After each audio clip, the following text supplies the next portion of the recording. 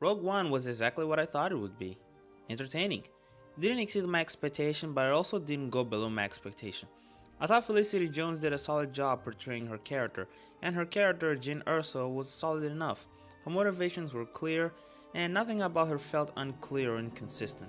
The main plot managed to stay connected with Jyn Erso's side of the story, which really helped you stay in focus, but it also didn't feel like the movie was just about her.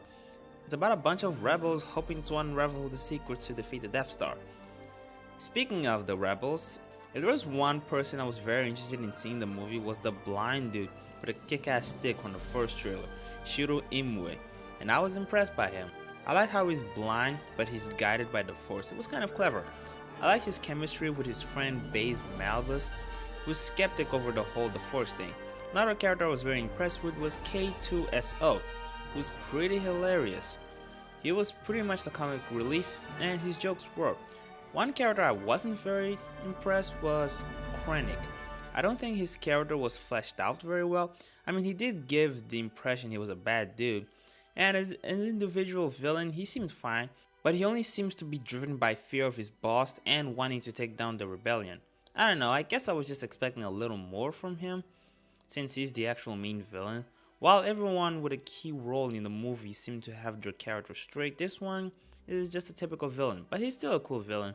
The action was pretty good, Shooter Imwe was pretty badass, and there were some pretty cool battles and explosions. Speaking of battles, and spoiler alert, I appreciate the ending where everyone from the rebellion who decided to steal the plans for destroying the Death Star ended up dying.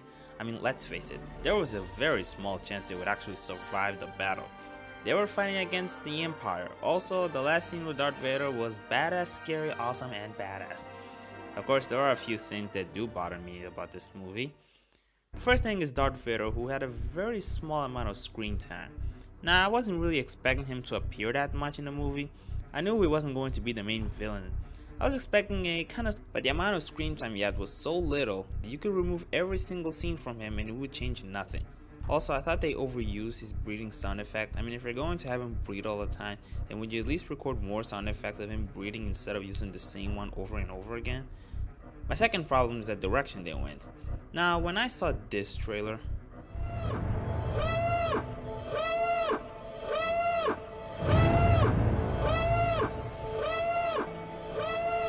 I was expecting dark and heavy stuff, and well, at the end, it was kind of an average to mildly dark movie.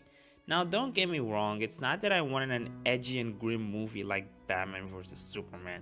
In fact, the tone seemed accurate. It's just that I was expecting the movie to go to a slightly dark direction.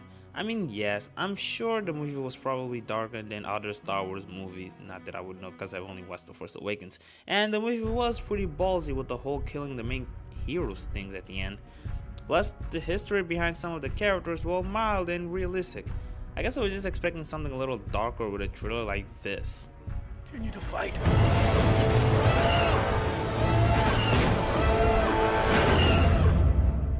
What will you become?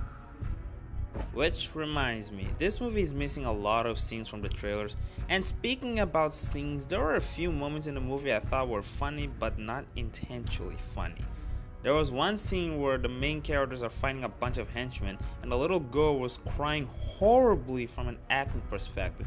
And there's another scene where someone discovers a few members of the rebellion, aka the main heroes, were attempting to steal the plan to destroy the Death Star. And then the same guy decided to run and tell Mon Mothma, is that how you say, about it, and as he does, he runs like an athlete wannabe and screams, if I'm not mistaken, Sanada! I don't remember if that was the exact word he screamed, but he screamed exactly like that and it was funny. Anyway, at the end of the day, Rogue One offered a good story. The story good enough to keep my attention for 2 hours and 15 minutes and it was worth it. It was fun, engaging, I liked the characters, I liked the action. I can safely say this was one of my favorite movies I watched this year. Not that there's a lot of competition. Seriously, Suicide Squad was a waste of a movie. Anyway, subscribe if you want to watch more of my content. I hope you guys enjoyed this video. Bye for now.